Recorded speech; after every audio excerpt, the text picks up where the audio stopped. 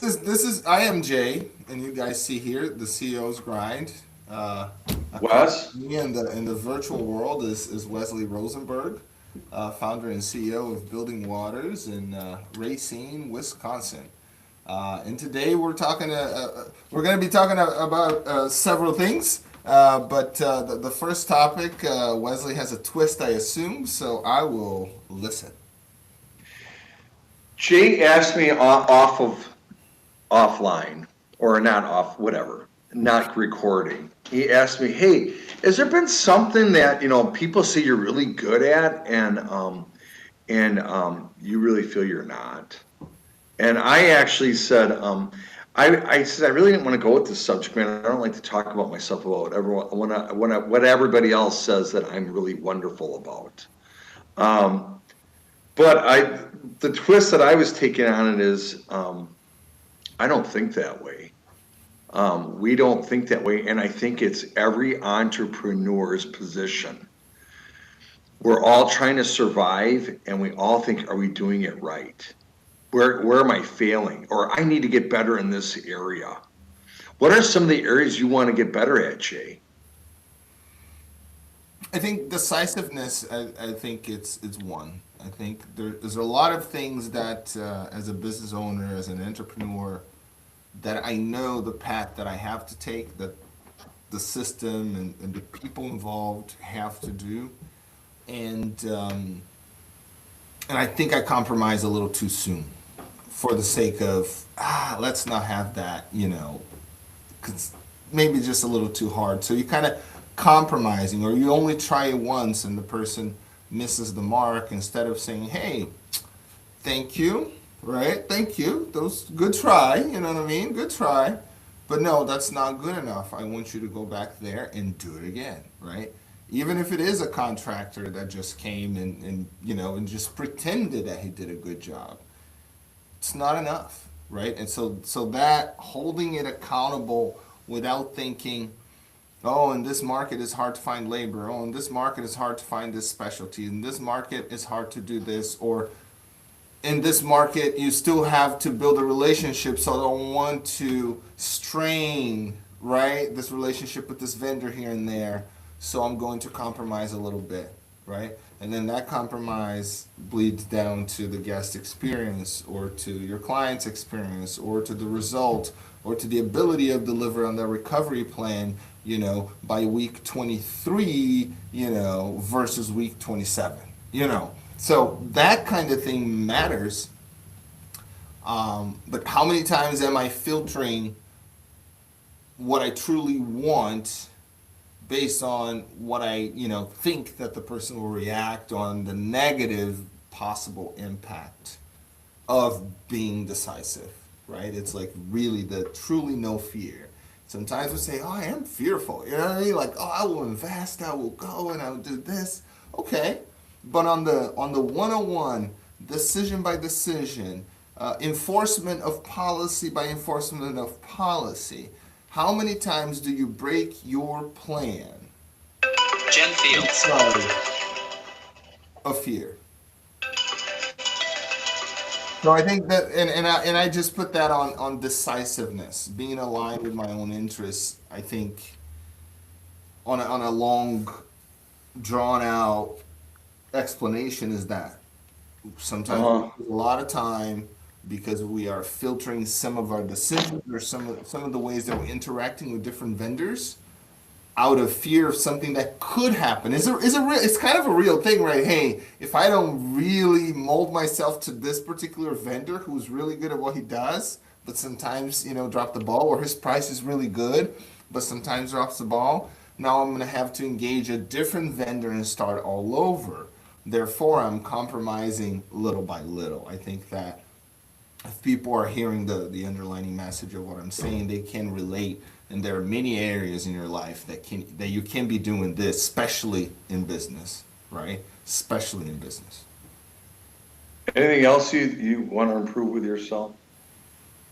Yes, I can tell you, and I'll say I'm not gonna do like Charles Barkley in like 3 words, but I'll say, uh, stop being so long-winded. Oh, yeah. when I get excited about a topic, especially one that I'm like always improving, right? It's not like, oh, I never thought I had this problem. I'm now over 40 and I just figured out that I have to improve in this area. I think that this same issue I have faced in different aspects of my life in different situations is just the way that I was interpreting that sort of resistance to being decisive. It's like once you made the decision, there's no more thinking. Sometimes folks are going to call you cold blooded.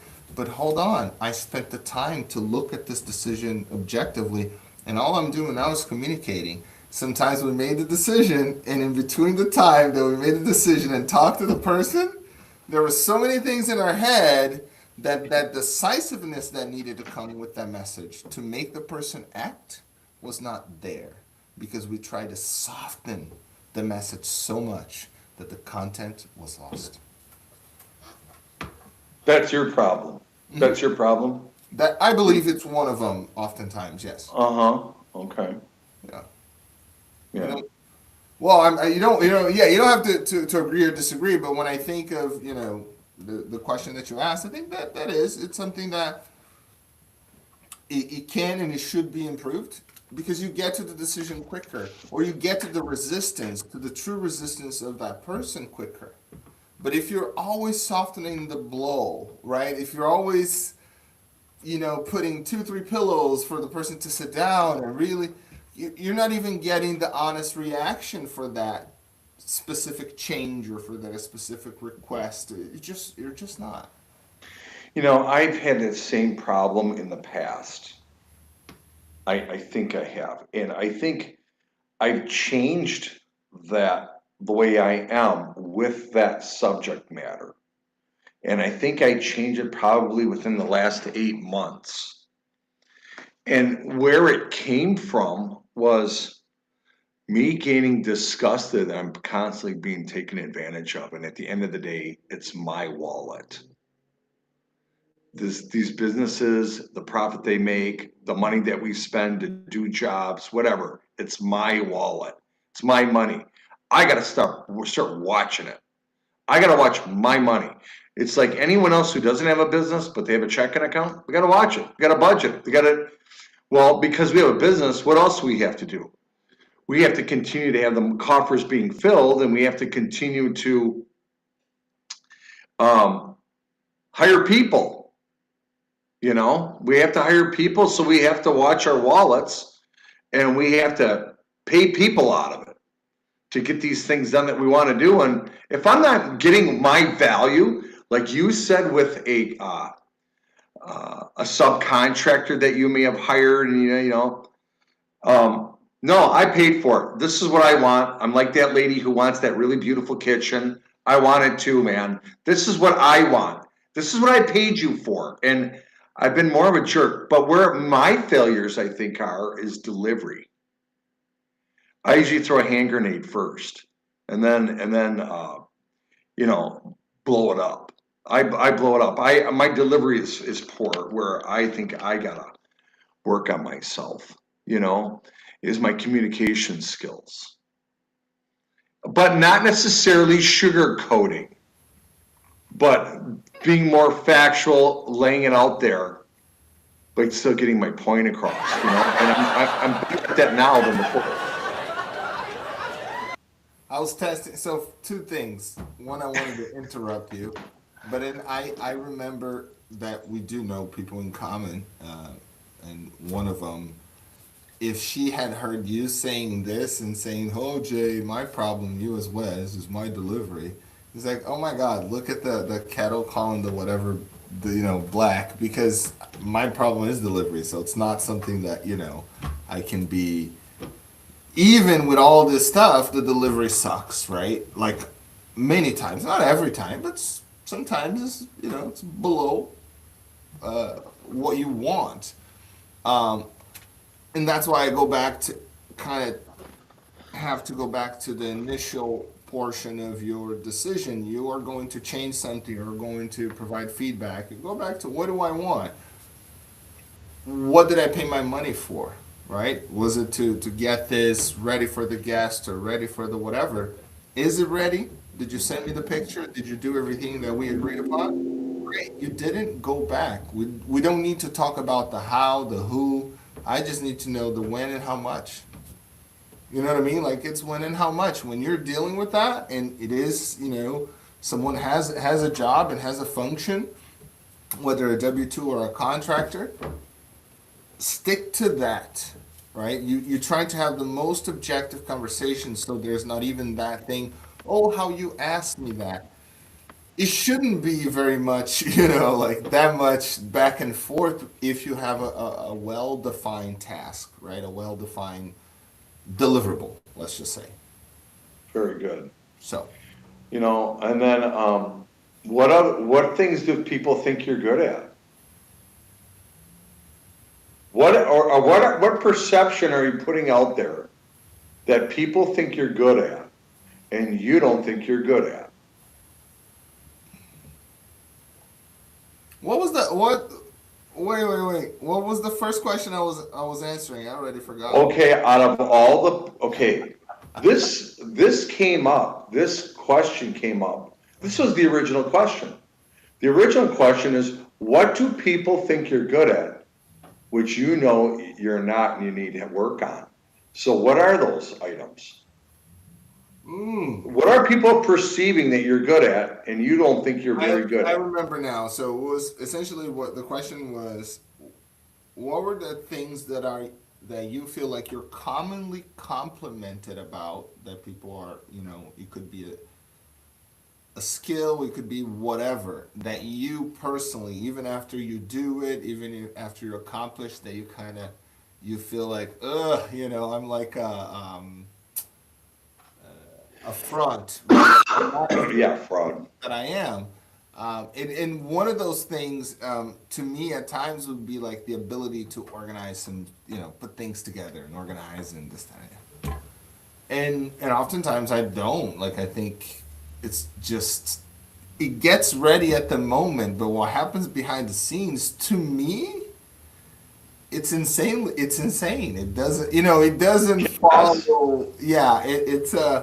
So sometimes I feel that is. I'm always trying to improve, of course. I'm always changing sometimes methodology. I'm not a particular guy that I always marry to one method of like managing a project. Like sometimes you have one that you need a Gantt chart, sometimes you need something else. So it changes, and it changes with the people too, because sometimes you just have to simplify and print stuff out, Yeah. right? The people that you have. So I think people say, "Oh, you're so good." Jesus, man, this is.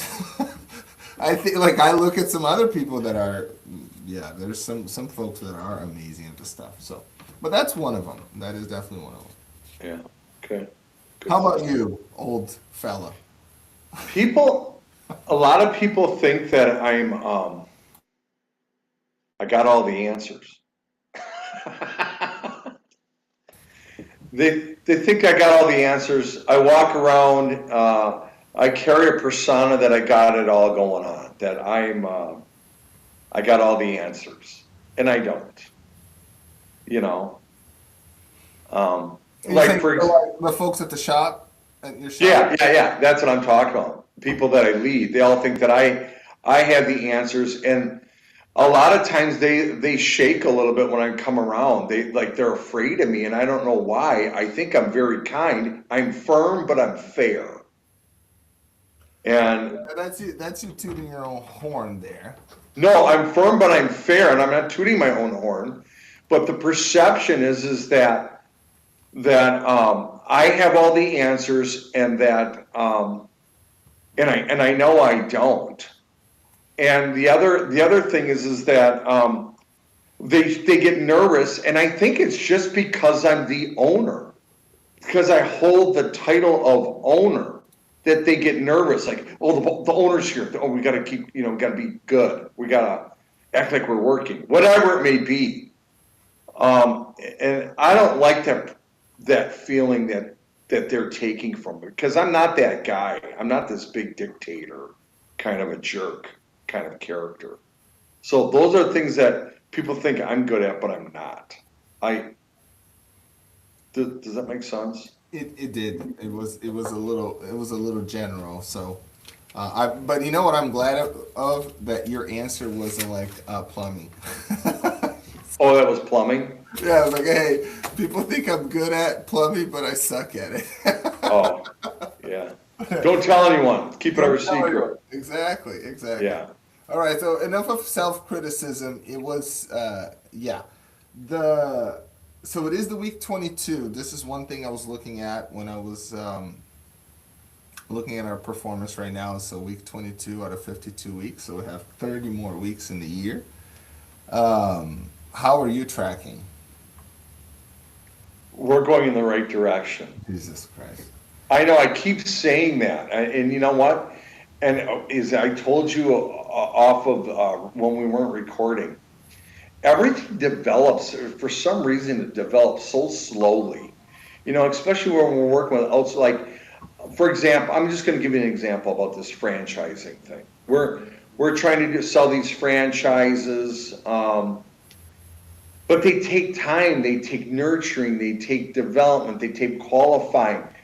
And a lot of times you don't get a potential prospect that says, oh yeah, I got all my time for you. Yep, well, how much time do you need? Let's talk about it on your time. No, I always got to deal with it on their time. And yeah, I don't get off of work till 6 o'clock, and then I can take my kid to the ball game. Can we do this next Thursday instead? See what I'm saying? So it kind of, we're in the right place, but we have to work with other people's schedules, and nothing goes on my schedule. So I kind of feel some things develop wrong. Another thing too, like with the departments, like if I make a change, you like to see changes happen fast, and we do see some changes happen fast. But the bottom line, a lot of times, um, sometimes you can't just live on that one success. You gotta have a couple successes stacked up and say, okay, we got this going right. This is right. Okay, now let's put another wrinkle into this and make another change. So I think we're going in the right direction. I think everything's looking positive. I think our numbers are going to look great at the end of the year. Too general? No, no, no, no, no, no. Because not everything is about the bottom line initially. A lot of times it's culture or something like that that'll affect the bottom line later. So sometimes other things have to be put in place so this will work out smoothly with the bottom line at the end. Like for example, if I get everyone all pissed off and I got a really bad culture, what my performance level is going to go down, which is going to affect the bottom line. Or having the wrong leader in place. Now I got to get the right leader in place, give him time to develop his respect and things like that, so those people underneath him trust in him, believe in him. Yes, it's going in the right direction, but it really hasn't showed its true head yet. So that's why I say things are going in the right direction. And if, like I said, culture and leadership isn't right, it's going to reflect in the numbers at the end. So right now I'm working on the other things that are going to reflect the culture. So that's why I don't have like, oh, we're doing great, we're up 3%, and also the bullshit, Say something. You're on mute. A not so smooth transition. Going in the right direction, to me, this is how I interpret when people Yeah, let's hear it. I'm behind schedule. I like how my people are motivated. I see some intangibles happening. I see maybe a reduction in turnovers, but we're still losing the game, and the margin is What do you mean the margin? the margin, right? We're still losing the game, right? We're No, moving. we're not losing, but we're maintaining, is what I'm saying. Okay. We're going in the right direction. We're maintaining or increasing sales. We're not losing anymore. Okay. But That's how I'm, that's kind of how I hear. Like whatever it is I had a target, and I am not meeting my target, right? So objectively speaking, by how much you're not meeting your target, right? Like by how much percent, right? So if you said, "Oh, my goal was to grow by 7, and I'm moving in the right direction," is the right direction you are headed to hit 6, right? So, 1% of your goal, or is the right direction you are hitting 3, but it's just in the right direction because last year was 2.5. You know what I mean? Like you're beating last year by a little bit. So what yeah, no, I think it's the first one that you said, you is that we're think? going, I think we're gonna hit our targets. We're going in the right direction to hit our targets.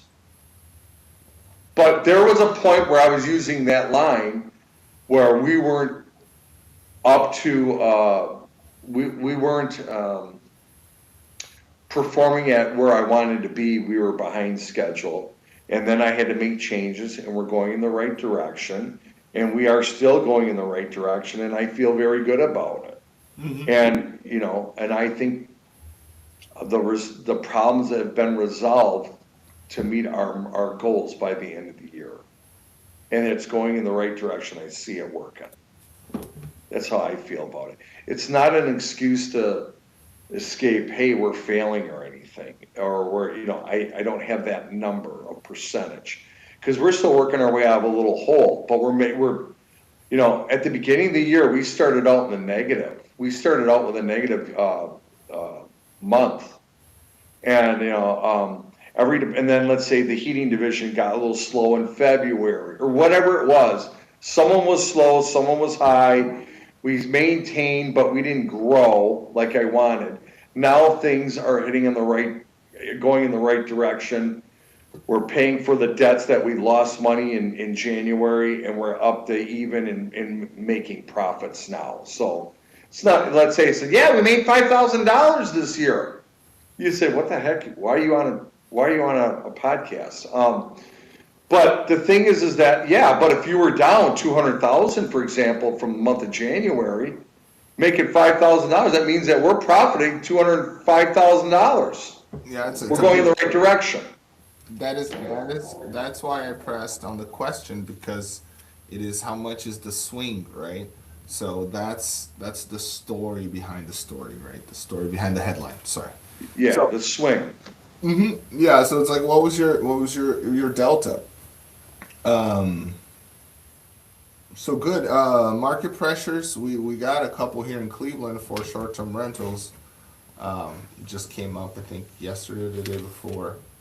I think the city council is about to pass, or not pass, discuss, debate, consider a law that limits the use of short-term rentals or uh, housing, right, as short-term rentals.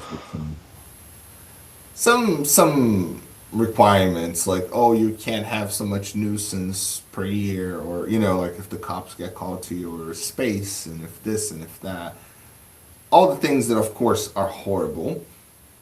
But then they also, I think, want to limit the number of houses fully dedicated to Airbnb per block.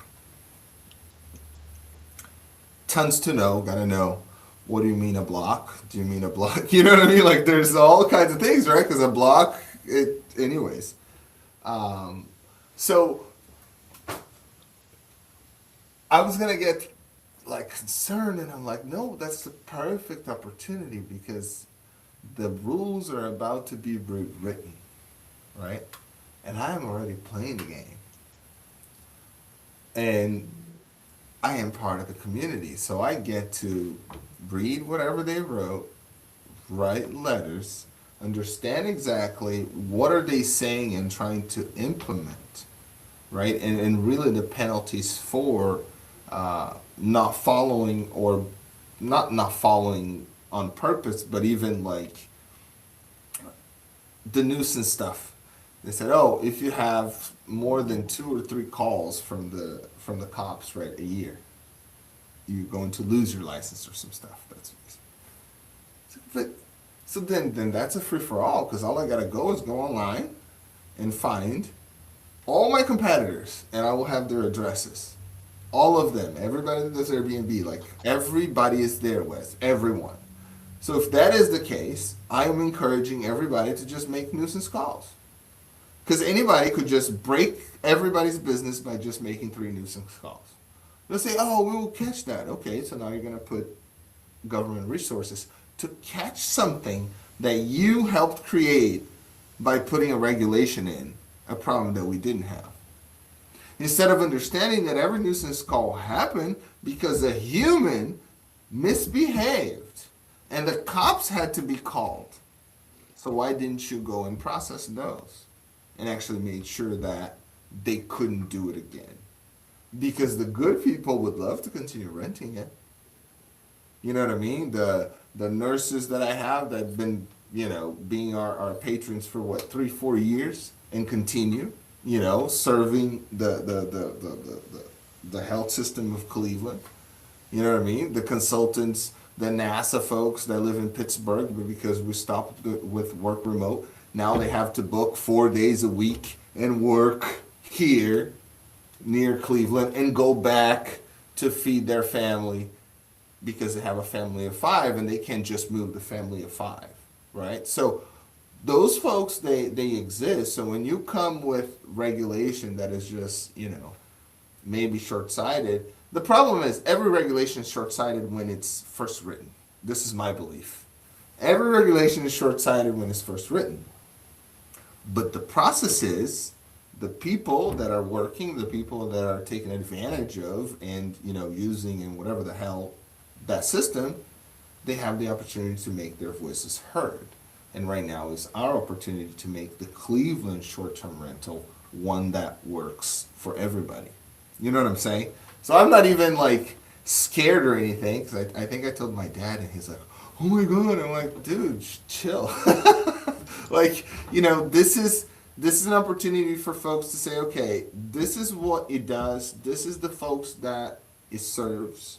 You know what I mean? Like, because it's a big difference between someone who lives in Toledo, that's one nurse that I have that has stayed with us for a long time, that lives in Toledo, has a mother that lives overseas, sends somebody to support the mother overseas, and when he comes here every week, he can spend every 2 days not more than $130 and have a comfortable bed so he can work his 12-hour shifts, sleep again, work 12-hour shifts, go back home, right?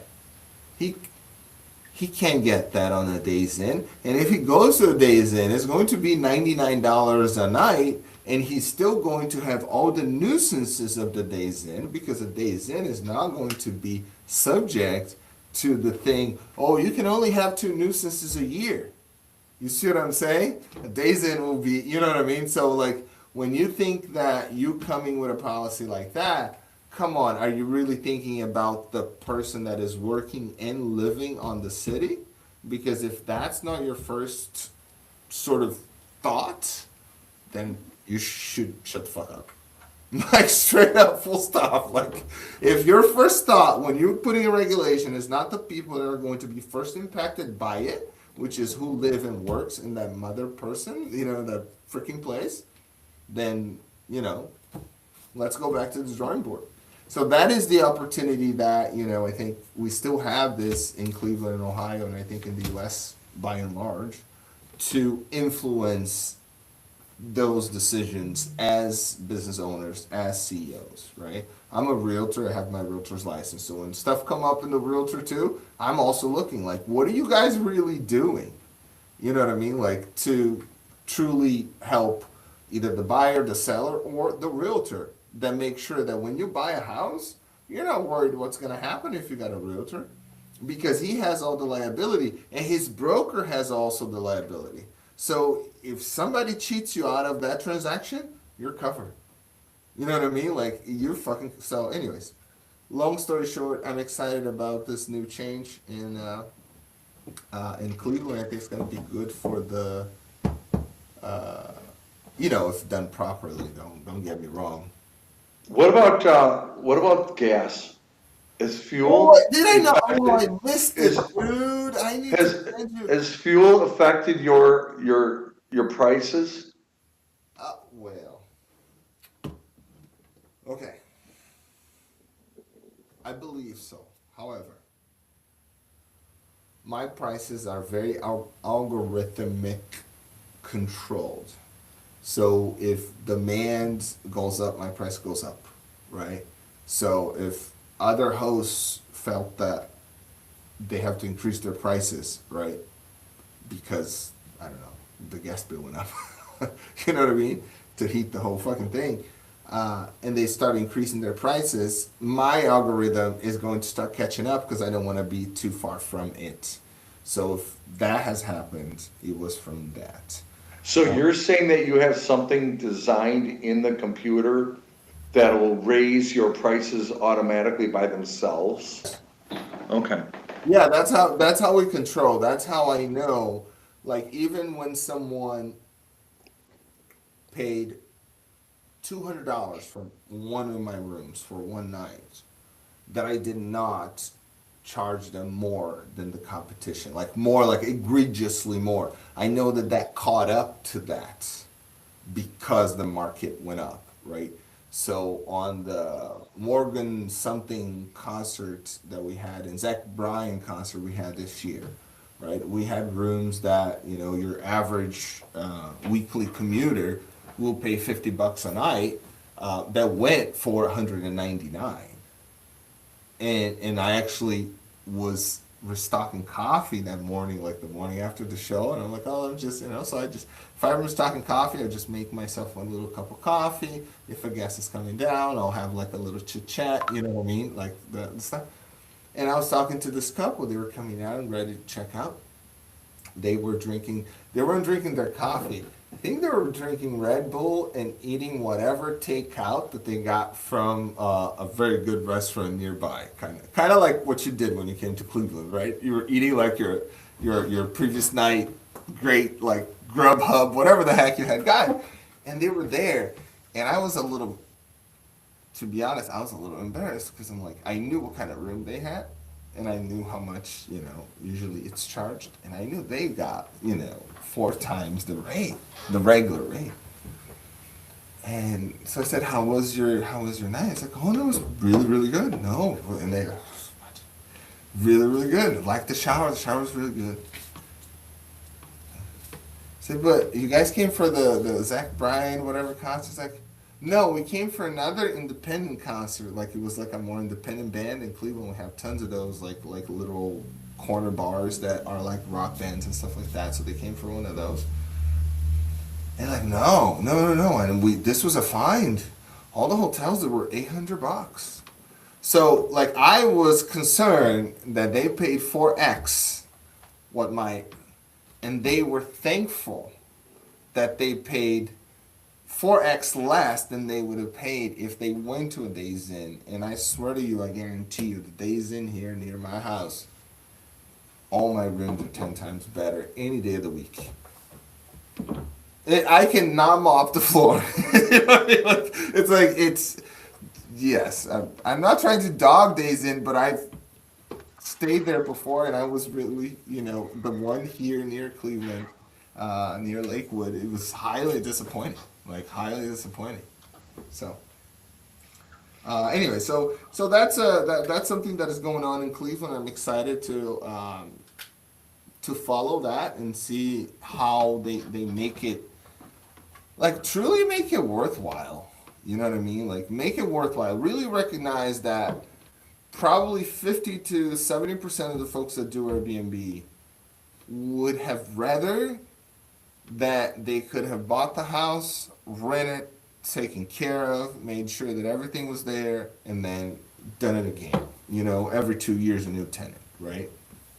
Everybody did.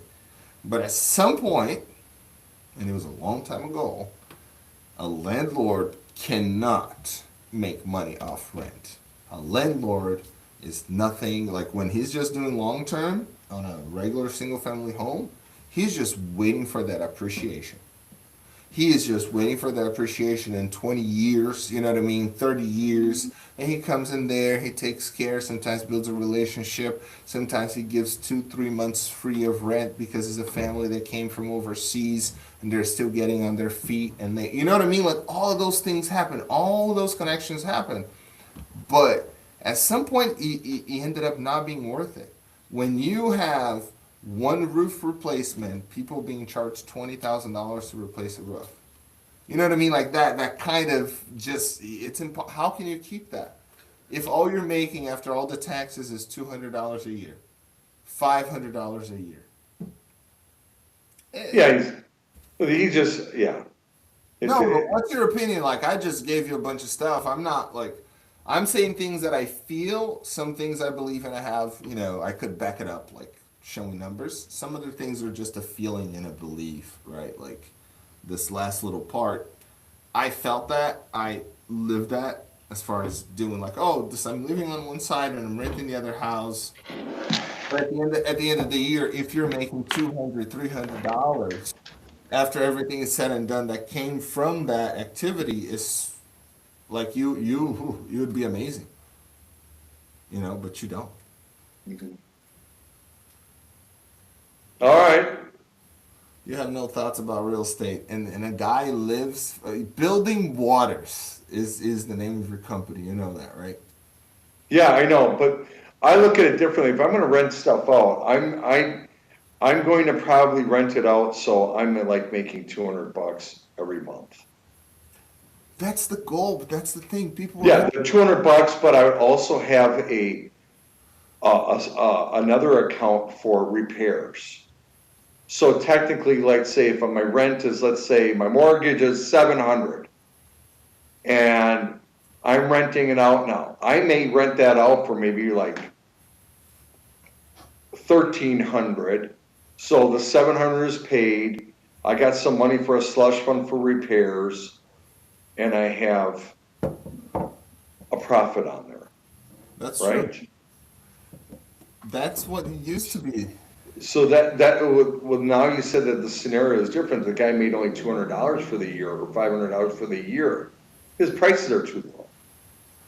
Correct, but his prices are too low, and that's when you get to the other piece, which is for a landlord, for example, to make those $200, $300 that you're talking about, he would have to increase his price, to above what the people that would rent his house would go for. At the same time, right? The people that could save 2 months of rent, possibly, that could or whatever, they couldn't buy the house because the price is either so inflated or the interest rate's so high that, hey, I could buy it because then, my mortgage is lower than the rent. So, okay, take my house, you know what I mean? Give me the cash. I made some equity, boom, boom, boom. Now you own this house with all its problems and maintenance, right? It's not 2010 anymore. So you don't have that. So even the folks that are holding these properties, and many of them, they are private equity firms. And I would say F them, like in my opinion, right? Yeah. But there's a good chunk of them they're not. There's a good chunk of them there are people that, hey, they are maintaining their houses, right? They are negotiating with contractors. They are hiring local. They don't have a bunch of middlemen, right, between the tenant and themselves, and they're still suffering because of this issue. Because people are not getting paid enough to make it worthwhile to rent that place. They're not, and then their credit is shot. So what is it left for us? You know what's left, Wes? Is people Well, that work 2 jobs, as I am going to not use the name of the person, but I'm looking at the calendar, okay? I'm gonna switch the name to Joe Schmuckatelli. Mary something, okay? But she has stayed from the 21st of May to the 27th, which was yesterday, right? Yeah, and today is 28th? Yeah, I don't know. yeah, today is the 28th. Yes, it is. And now she added 6 days. She paid weekly. Okay, this person. And since about 3 days ago, she was messaging our board, right? The app, and she's saying, "Hey, I want to extend. Really good. I love it, but my early pay is not gonna hit until this time, and then I'll be able to do another week." All right. She does this thing weekly. There's some other people that is daily. They're doing the early pay daily. So by the time that it hits 4 p.m. or whatever it is, if these systems work, folks on the comment, correct if I'm wrong, they're booking another night. So if you think somebody's making 15 bucks a night, let's say $250 a day, right? And these people are lending them before, my paycheck is in 2 weeks, but I need a room tonight and I got no money. Oh, I'll give you, 70 cents on the dollar. 80. I don't know how they do, but, and they're waiting at that time and then they book again and then they book again, right? Is it easy for us to manage that? No. Could they go ahead and if my place was available right now and I said, this place is $1,300, okay? And you need to give me 2 months rent. You need to have let's just put it a 620 credit score, okay? Like you need to have a 620 credit score and a W-2. I am taking out 70% of the people that could rent for me. And if I said you cannot have a felony, you just lost some more. You just lost some more, right? So my thing of being involved is to really being able to your point, like being able to sit on any type of room to communicate and tell the story of Mary, right, who works 2 jobs. I can freaking read the message she sent this morning. Okay, I'm gonna read the fucking message. It said, hold up, because this is, as long as the computer, internet works fast enough, right? But she said, good morning, because we asked, hey, good morning, Alicia, your new code's going to be blah, blah, whatever is going to be blah, blah, blah. It is X, Y, and Z. Also, when is it a good time to turn your room? Because you've been there for, a few days. She goes, I'm going to work my other job right after my full time, so I won't be back until after sunset tonight. So you're working 2 jobs. That's the point I could have shortened a bunch of stuff, but folks are working 2 jobs. Another guy here, he's a teacher from Chicago. And he comes to teach here. The school year's about to end. So there's a lot of things that are happening that there are other factors that are impacting how people live on a day-to-day and these local governments that have a lot of say on that, they need to know those things. Because at the end of the day, your life happens locally first. You know what I mean? Everybody looks at Washington and stuff. Nah. Right. The things are decided right there. Right. Right next door is your neighbor that knows this, that knows that, and then all of a sudden your life changed. When you think you're blaming somebody else, it's right there. Yeah. Anyways, did I go overboard on my rant? On my like A little bit, but that's okay. You're gonna cut this up anyways and make shorts out of it. he actually went live, Wes, but it's not a big deal.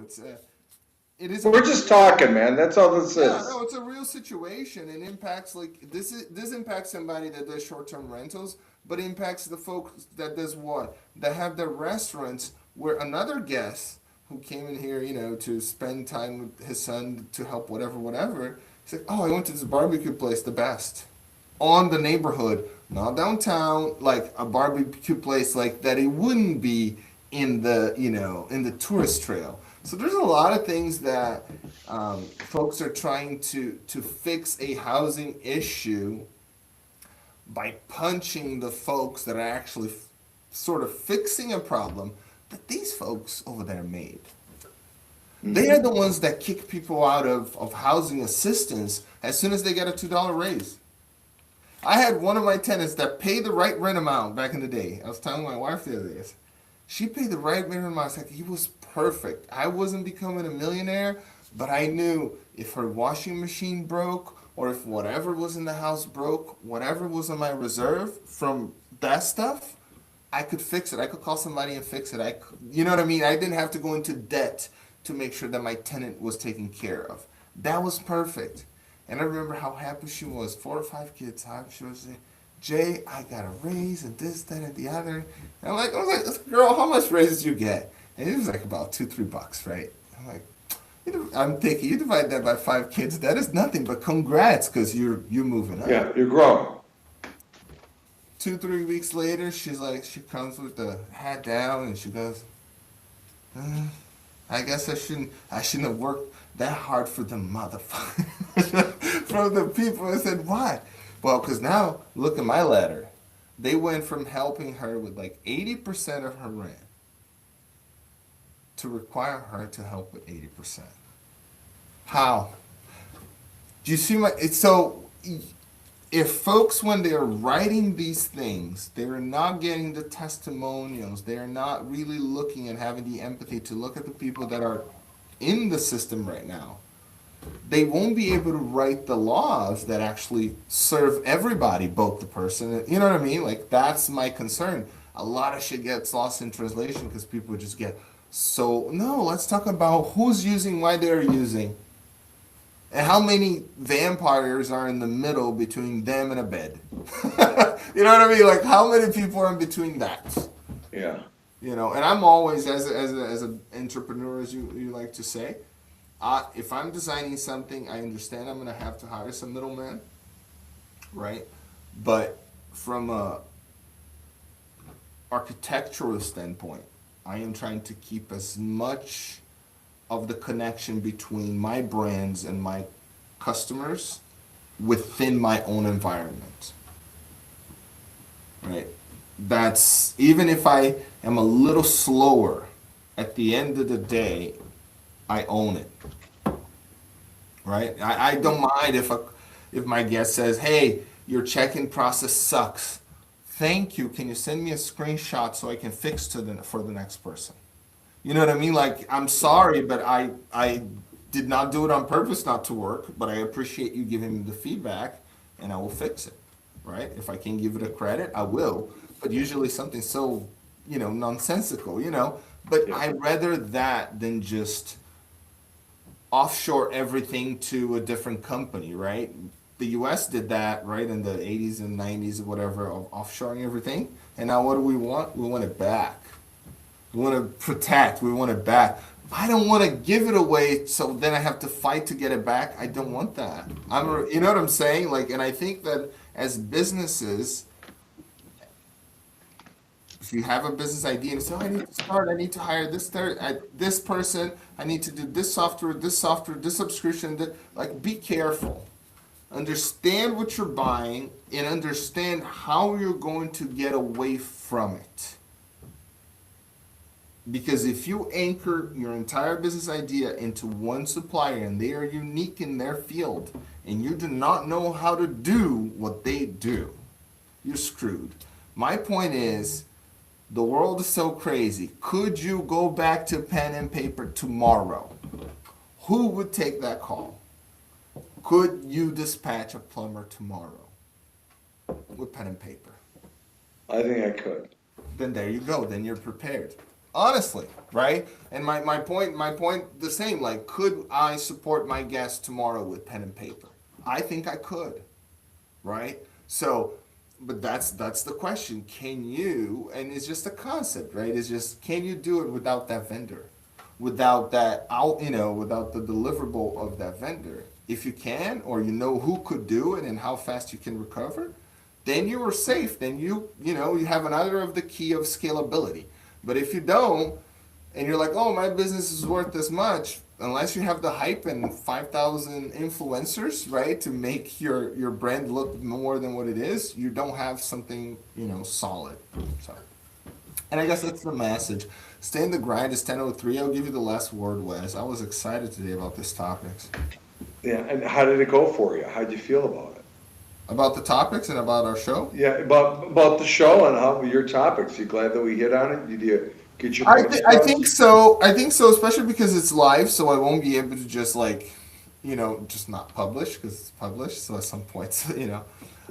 but I think that it gives me an ability to fine tune how I truly feel, especially after I read in detail what this proposal is, of how I could adapt. I'm not saying that I have any power or that much influence, but I have influence on understanding and using as an opportunity to see are the things that I'm planning for 2027, because I'm already working on my 2027, how my rooms are going to be, the clients, those are the designs that are being implemented now.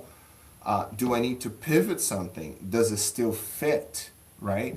Are there any exceptions that can be made? You know what I'm saying? Like, this is the time.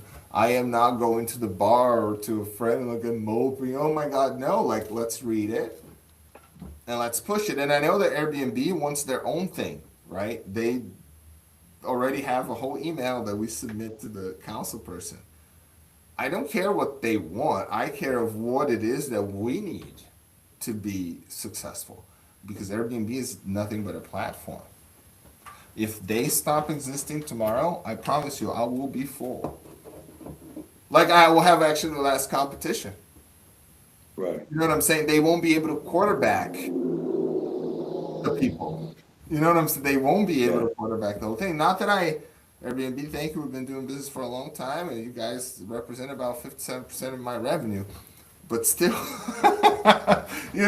they do take 15% to 17% of every transaction. You know what I mean? So it is a true middleman. It's like the yellow pages of short-term housing on steroids, taxing everybody because they made a good platform and invested in marketing. Well, Wes, this is great. Here my Brazil hat, just so you can start missing a little bit. I hope you are wearing the yellow and blue shirt. Yellow and blue. Yeah. Yeah. The World Cup's coming. We want our sixth championship. I expect you to be in our corner. All right.